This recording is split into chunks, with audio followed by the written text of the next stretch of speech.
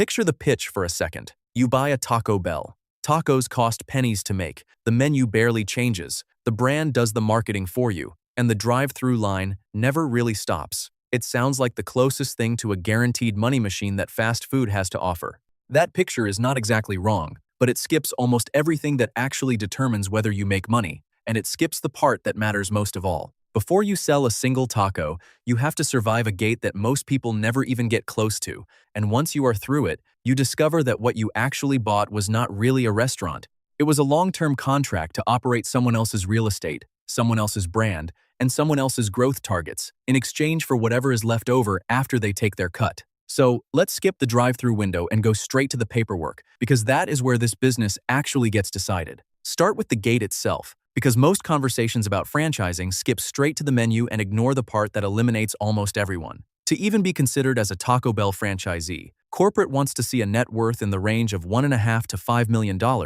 along with somewhere between $250,000 and $2 million sitting in liquid, immediately accessible assets. This is before a single lease is signed or a single burrito is wrapped. The company is not screening for people who love the menu. It is screening for people who can absorb a seven-figure loss without the whole operation collapsing, because that is a realistic possibility, and corporate would rather find that out from your bank statements than from a bankruptcy filing 18 months in.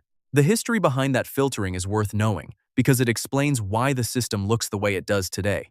Taco Bell was founded in 1962 by Glenn Bell, a World War II veteran running a small stand in Downey, California, and the company began offering franchises just 2 years later. In 1964, expanding fast on the strength of a simple, cheap menu that ordinary operators could run without a culinary background. By 1978, the chain had grown large enough to catch the attention of PepsiCo, which bought it outright. Almost 2 decades later, in 1997, PepsiCo spun its restaurant holdings off into a standalone company alongside KFC and Pizza Hut, and that company became Yum! Brands the corporate parent Taco Bell still answers to today. What started as one man's taco stand is now a single division inside a Fortune 500 restaurant conglomerate that also runs 2 other massive chains, and every Taco Bell franchise agreement is written with that conglomerate's shareholders in mind, not just its franchisees. Now, for the number everybody assumes is the real cost of entry, the franchise fee, and it turns out to be almost a rounding error. Depending on the format, the initial franchise fee runs somewhere between $25,000 and $45,500. That fee buys you the right to use the name, the branding, the recipes, and the operating playbook. It does not buy you a building, equipment, inventory, staff, or land. Once all of that gets added in, the real total investment for a traditional, standalone Taco Bell runs from roughly $935,000 on the low end to well over $4 million on the high end, depending on whether you are building new, buying an existing site, or opting for a smaller express or inline format. The franchise fee that gets advertised as the headline cost of entry is typically less than 5% of what you will actually spend before you serve your first customer. Where does the rest of that money actually go? And here is where the picture starts looking less like a restaurant purchase and more like a real estate transaction with a taco counter attached. Construction, kitchen equipment, signage, and initial inventory all cost real money, but the site itself is frequently the single largest and most consequential expense, because Taco Bell Corp., through Yum!, is itself one of the largest owners of quick-service restaurant real estate in the country. Company filings show Yum! Directly owns land, buildings, or both for hundreds of restaurants that it then leases out to franchisees under long-term ground leases, and even when a franchisee buys or leases property independently, the site still has to meet corporate criteria for visibility, traffic count, and drive-through geometry before it gets approved. In practice, a meaningful share of Taco Bell franchisees are not simply running a restaurant on their own land. They are tenants, paying rent to a landlord that also happens to be their franchisor, which means the same company setting your royalty rate can also be setting your rent. Once the doors open, the ongoing fees start, and they are calculated in a way that deserves close attention, because most people misunderstand what they are actually being charged against. Taco Bell charges a royalty fee of 5.5%, plus a marketing and advertising fund contribution of 4.25%, for a combined 9.75% taken directly off the top. The critical detail is that both of those fees apply to gross sales, not profit. If a location brings in $2 million in revenue during a slow, high-cost year where margins get squeezed by rising beef and cheese prices, the franchisee still owes roughly $195,000 to Yum! In royalty and marketing fees, regardless of whether that particular year was profitable at all. The corporate parent's revenue is essentially guaranteed the moment a customer pays for a taco. The franchisee's revenue is what remains after paying wages, rent, food costs, utilities, and everyone else in line first. So how much does that actually leave the person who put up the millions of dollars? The median average unit volume across Taco Bell's roughly 7,800 domestic locations sits somewhere between $1.5 and $2.2 million a year in revenue and restaurant-level margins, after subtracting the royalty and marketing fees along with every other operating cost, have been reported at over 24% for 2025, with the company publicly targeting 25 to 26% by 2030 under Chief Executive Sean Tresvant's growth plan. That sounds respectable on paper. Translated into an actual owner's paycheck, though, independent estimates put median annual owner earnings at somewhere around $87,000 against an initial investment that frequently runs past $1 million. Run that math forward, and the typical payback period for a Taco Bell franchise lands at 5 to 8 years, assuming nothing goes wrong, no recession hits, and no expensive surprise lands on the franchisee's desk. Plenty of surprises do. The biggest recurring surprise is written directly into the franchise agreement, and it arrives on a schedule you cannot opt out of. Yum requires franchisees to remodel and refresh their restaurants roughly every 7 to 10 years to keep pace with the brand's current design standards, and that mandated capital expenditure typically runs $300,000 to $600,000 per location.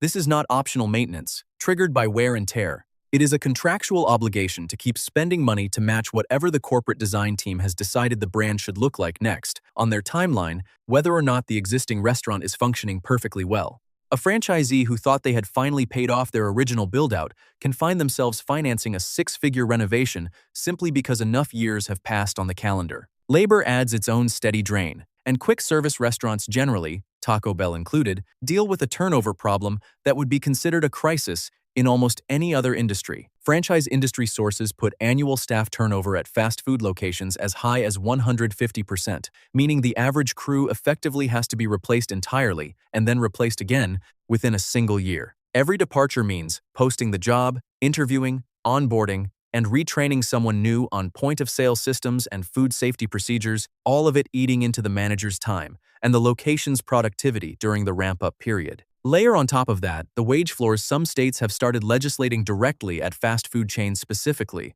such as California's $20 an hour minimum for fast food workers that took effect under state law, and the labor line on a franchisee's income statement becomes one of the least predictable and fastest growing costs in the entire business, in exactly the states where real estate and customer volume are often strongest. Not everything about the system works against the franchisee, and it is worth being honest about the one lever that genuinely has moved revenue in their favor. In 2012, Taco Bell launched the Doritos Locos Taco, a straightforward menu innovation, a taco shell made from Doritos chips that turned into one of the most successful product launches in fast food history and meaningfully lifted system-wide sales almost overnight. That kind of innovation is exactly what franchisees are paying their marketing fee to help fund.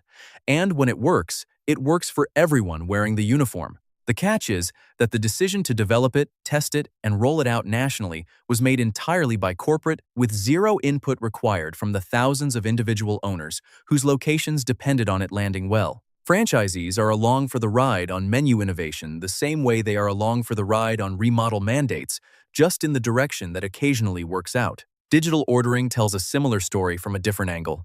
Taco Bell's digital sales reached roughly $6 billion in a recent year, up 32%, as more customers order through the app, kiosks, and delivery platforms rather than a cashier. For a franchisee, that shift genuinely helps, because digital orders tend to reduce labor cost per transaction and increase average order size. But it also means the customer relationship, the ordering data, the loyalty program, and the app itself all live entirely inside systems that Yum owns and controls, not the individual franchisee. The corporate parent gets richer visibility into exactly who is buying what, when, and how often across every location in the system, while each individual owner sees only their own four walls. There is also a transparency gap worth naming plainly, because it shapes how informed a franchisee actually is before they sign anything. Some analyses of Taco Bell's disclosure documents note the absence of a detailed Item 19 earnings disclosure, the section of a franchise disclosure document where a franchisor is supposed to lay out actual, audited unit-level financial performance for prospective buyers to review. Without it, applicants are often left relying on investor-facing figures Yum publishes for Wall Street, numbers built to look attractive to shareholders, evaluating the whole company, not necessarily numbers built to give a single prospective franchisee a clear-eyed picture of what their specific location might actually earn. The party with the deepest, most detailed financial information about how individual stores really perform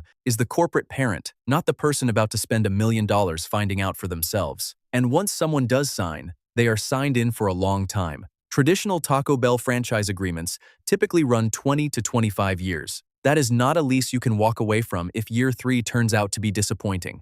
It is a multi-decade commitment to a royalty rate, a remodel schedule, and a brand relationship that was entirely negotiated by Yum's legal team before the franchisee ever sat down at the table, covering a stretch of time during which minimum wages, commodity prices, real estate values, and consumer habits will all shift in ways neither side can fully predict today. Zoom out to where the growth ambitions are actually pointed, and the direction of travel becomes clear. Under Tresvant's plan, Yum is targeting average unit volumes, climbing toward $3 million and pushing the domestic footprint past 10,000 locations, while expanding aggressively overseas, aiming to grow international units several times over into new markets across Europe and beyond. Every one of those targets depends on convincing more people to sign 20-year agreements, take on 7-figure debt, and accept a royalty structure that guarantees Yum gets paid whether the location thrives or merely survives. The growth targets belong to the corporation. The execution risk belongs to whoever puts their name and their net worth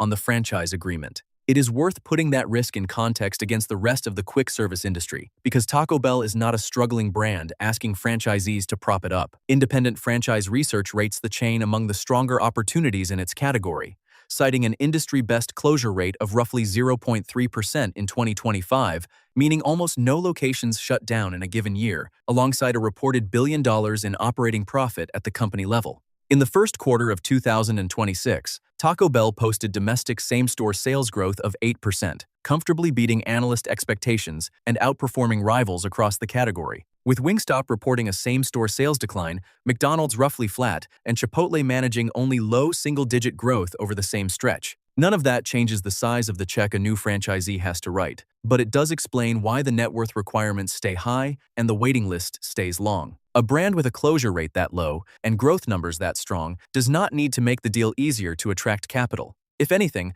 strong performance gives Yum more room to keep the entry bar exactly where it is. Multi-unit expectations raise that bar even further for anyone hoping to build real scale rather than operate a single location. Corporate increasingly favors applicants willing to commit to developing several restaurants rather than just one, with full development agreements often requiring $5 million or more in committed capital across the term. A single Taco Bell was never really the target customer for this system.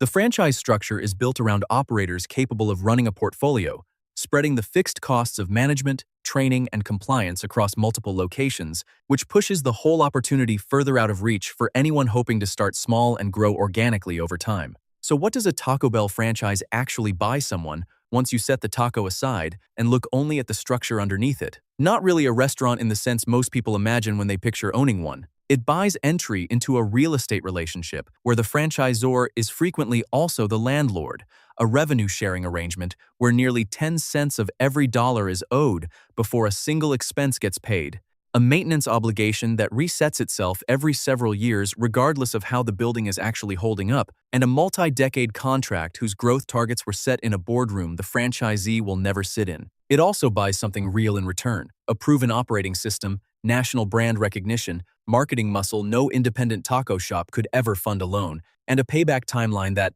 for the operators who get the location and the labor market right, does eventually turn positive. The gate at the entrance was never really about whether you love the menu. It was about whether you can absorb the years it takes to find out if the machine works in your favor and keep paying into it either way until you do.